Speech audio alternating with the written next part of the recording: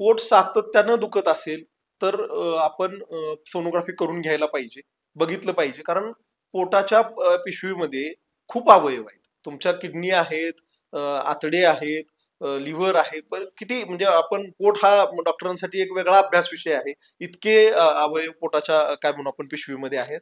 अशा परिस्थितीमध्ये ठीक आहे, म्हणजे निदानाच्या पातळीवरती कुठं दुखतंय, जागा कोणती आहे हे बघून डॉक्टर निदान करू शकतात.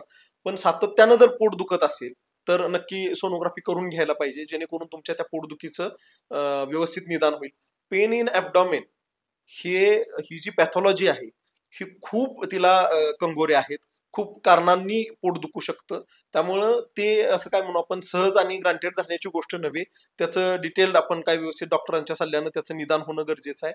त्याच्यासाठी सोनोग्राफी करून घेणं गरजेचं आहे. तरच ते व्यवस्थित आपल्याला कळू शकतं की कशामुळं पोट दुखतंय.